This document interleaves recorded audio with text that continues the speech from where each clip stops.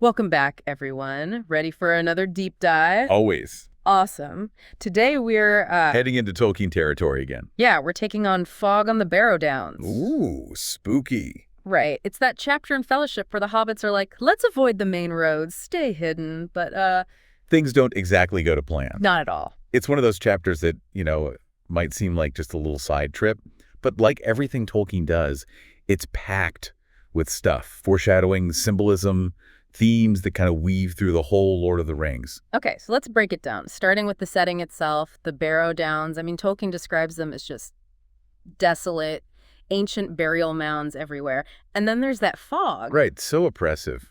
It's more than just spooky. It's like the Sog's a character itself. Totally. It's like it's got its own personality. And what's really cool here is how Tolkien uses the setting to kind of mirror what's going on inside the hobbits. The fog becomes this metaphor for their fear.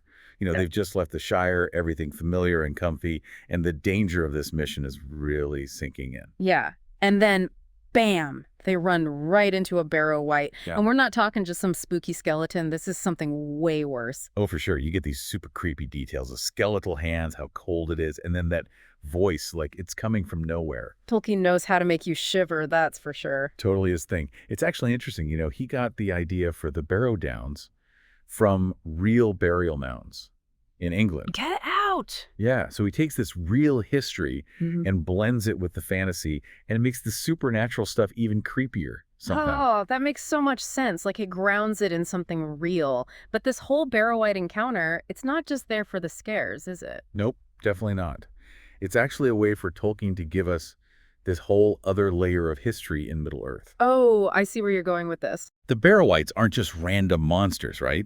They're these leftovers from an ancient evil, something that was around even before Sauron. Wow, okay. So they're like these living shadows of the past. Exactly, the echoes of old battles and conflicts that haven't fully gone away. So how does this all fit with Tolkien's view of history? Because, I mean, he was a scholar, right? He studied all that Old English and Norse literature full of stories about ancient heroes and battles and stuff. And that's the point. For Tolkien, history was never truly past. It was alive in the present, shaping the world, the cultures, even the characters' minds. The Barrow Wights kind of embody that. They're like walking, talking trauma, showing us that even when evil is defeated, it leaves scars. Scars that last for generations. Man, that is deep. It makes you think about the whole Hobbit journey in a different way. They're not just up against Sauron, they're up against the weight of all that history. Exactly. And that's where Tolkien is just brilliant. He takes this classic horror idea, the spooky graveyard, and turns it into this profound statement about how much the past matters. And how about Frodo in all this? He seems to be hit hardest by the Barrow Wight. He even tries to fight back, even though he's terrified. Yeah. Is this like early signs of the courage he needs to carry the ring? Totally. It's like a trial by fire for him, a test. He's forced to face his fears and ends up finding strength he didn't know he had. It's a super important step in him becoming the ring bearer. And his friends are there too, right? Even though they're scared, they stick together. Absolutely. Yeah. It shows how important fellowship is to Tolkien. They need each other to survive, not just physically, but emotionally too. It's like strength in numbers, Yes. right? And it sets the stage for those really strong bonds of fellowship that'll become even more crucial as the story goes on. So tying this all together, what does this chapter tell us about Tolkien's ideas about good and evil? I mean, the Barrow Wights are definitely evil, but they're defeated, right?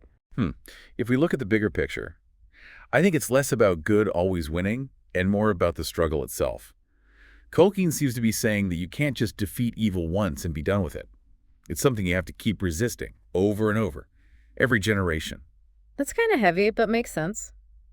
So the hobbits escape this ancient evil, but then there's Tom Bombadil. He just shows up, sings a song, and poof, Barrow Wight gone. How does he even fit into this? Tom Bombadil is like the biggest mystery in Tolkien's world. Some people think he's nature personified, others think he's this ancient power, even older than the Valar. Yeah, no one really knows. Exactly. And people who study Tolkien debate this all the time. But what's important for our deep dive here is that, like the Barrow Wights, Tom represents something ancient and powerful. But unlike them, he's a force for good. Or maybe even something beyond good and evil altogether. He's like this walking, talking symbol of how magical Middle-earth is. But there's one last thing from this chapter I want to get into. The swords. The hobbits take these ancient swords from the Barrow, and they're super important later on, right? Especially against the Witch King. Oh, you're so right. Those swords aren't just random loot. They connect the hobbits to the past. They were made during a time of heroes and big battles. And the fact they work against a Witch King, that tells us something important. What's that? It means the past isn't just a memory. It has power in the present, even in the future. And this is where it gets really cool. The swords are described as being particularly effective against the Witch King. It's like a little hint Tolkien drops in, but it's brilliant foreshadowing. It is. It's this subtle way for him to connect this whole encounter to the bigger war that's brewing in Middle-earth. The hobbits might think they've escaped the past, but it's already shaping their fate. Okay, so we've got ancient evils, mysterious heroes, and these powerful swords. But let's go back to the swords for a second. They're not just like any old blades, right? No, not at all. Tolkien actually goes into a lot of detail about how they were made, their history. They're not just, crude weapons. They're works of art, made by really skilled craftspeople way back when. And each one has a name, a story. Okay, you've got my attention. Tell me more. Like, what kind of swords are we even talking about here? Well, the one that's most important, I think, is the one Merry uses to stab the Witch King at the Battle of Pelennor Fields. Remember that? Yeah. It's called a Blade of Westerness. And that tells us a lot about where it came from and the power it has. Westerness. That's that lost kingdom, right? Numenor, the one that fell to darkness. Exactly. The swords are like these little pieces of this once great kingdom, a kingdom that, messed up because of pride and ambition. But even though it's gone, the blades still have power to fight the darkness. So the swords are symbols of both the good and bad of Numenor, like a warning not to repeat the past. You got it. They have this whole complex history. They show how great things can be, but also how easy it is to fall. And it's interesting that, at first, the hobbits don't even get how important these swords are. Yeah, I mean, makes sense. They're just hobbits. They wouldn't know about ancient Numenorian sword making or whatever. Right. But as the story goes on, we learn more about them, their real nature, how powerful they are. It's almost like Tolkien is saying that we all carry burdens from the past, things we might not understand, things that can change our lives in huge ways. Wow, that's really deep. Like we're all walking around with these invisible swords from our pasts shaping our future. Exactly. And for the hobbits, part of their journey is learning to use those swords the right way, understanding their power and using it for good. Okay, but can we circle back to Tom Bombadil for a minute? His whole deal in this chapter is just wild. He pops up out of nowhere, gets rid of the Barrowway with a song, then it's dinner time. It's funny, but also kind of creepy at the same time. Yeah, that's Tom for you. Yeah. He's this mix of silly and super powerful. He's not really part of the whole fight against Sauron, but he can do things even Sauron is afraid of. Yeah. And no one really knows why he does anything. Some people think he's like nature itself, right? Like he's the old forest in human form or something. What do you think? It's a cool idea. I mean, his connection to nature is obvious. He talks to trees, animals. He's in tune with nature. And there's something very old and primal about his power. But he doesn't seem to fit into the whole good versus evil thing either. He's got his own thing going on. Totally. And that's what makes him so fascinating. He doesn't play by the rules.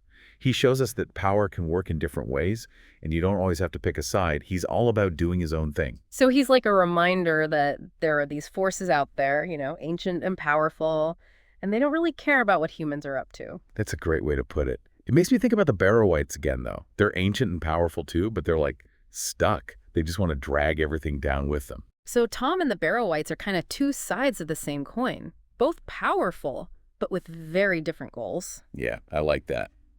And it shows how much choice matters, how we choose to use the power we get from the past. Tom chooses to protect. The Barrow-wights, they choose to destroy. It's like Tolkien is saying that even the oldest, most powerful forces, they still answer to someone's will. We can choose what to do with power, good or bad. Wow, I've never thought about it that way. It's like we're not just stuck with whatever the past throws at us. We can learn from it, use it to make things better. But let's get back to the hobbits for a sec. How does what happens to them in the Barrow Downs connect to the stuff they face later? Well, on a practical level, the Barrow-wight gives them a taste of what's out there.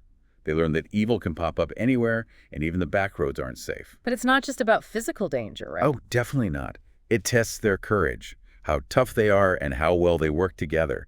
Those are things they're going to need as things get worse. It's like this mini version of their whole journey, all squeezed into one chapter. Right.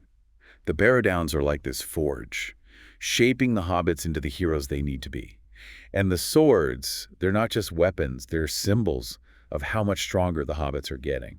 What about how it affects them mentally, though? I mean, being trapped with that creepy thing, it must mess them up. Oh, it does. It's really traumatic for them, especially for Frodo. They're forced to face the fact they could die, that evil can really hurt them. And that doesn't just go away, does it? Nope, it sticks with them. It becomes part of them, this shadow.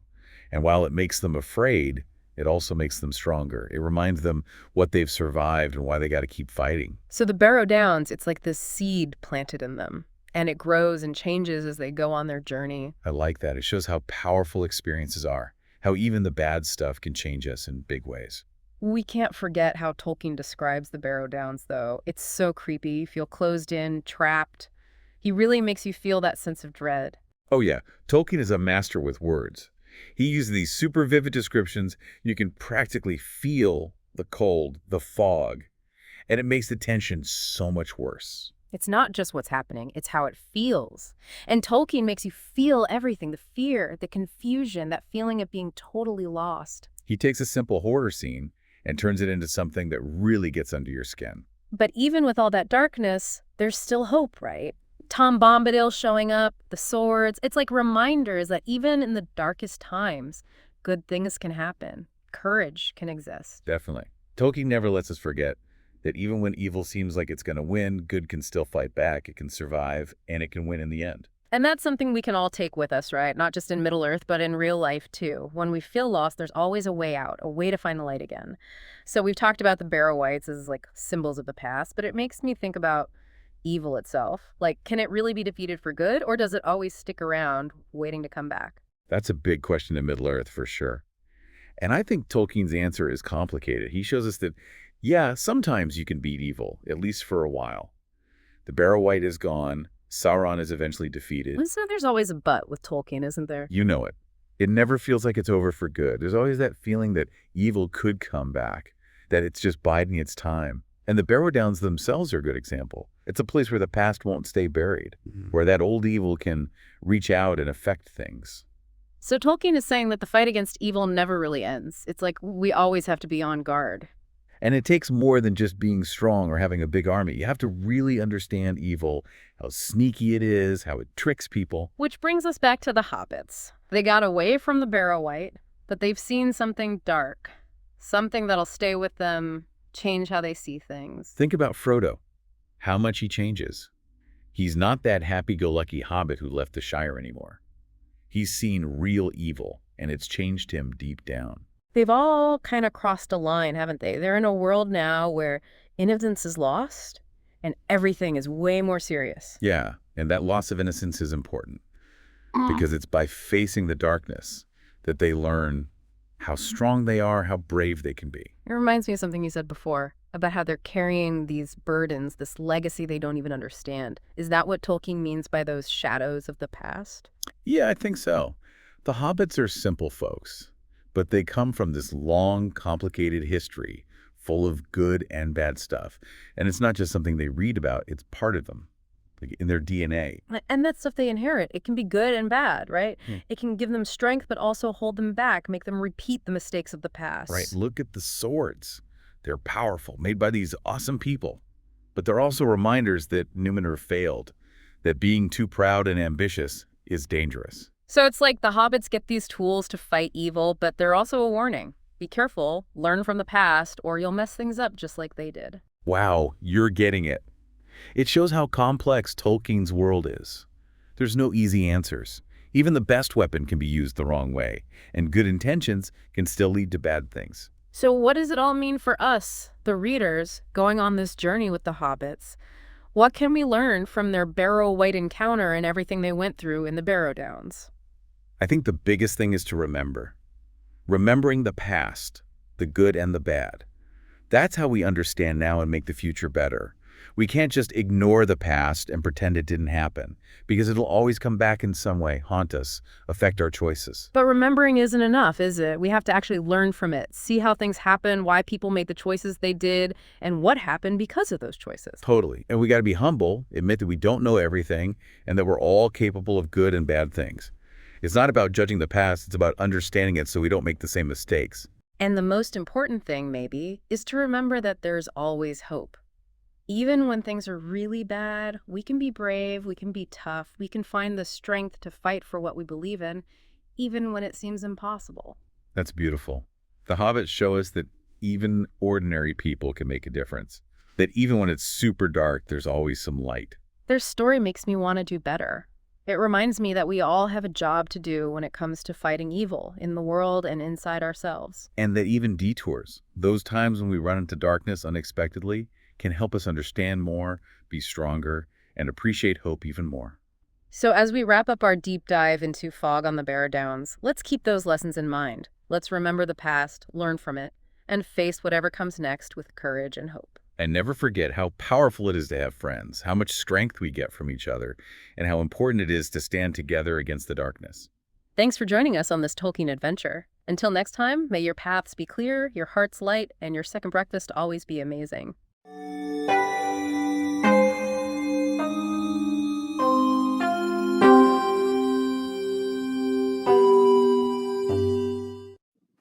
Meow.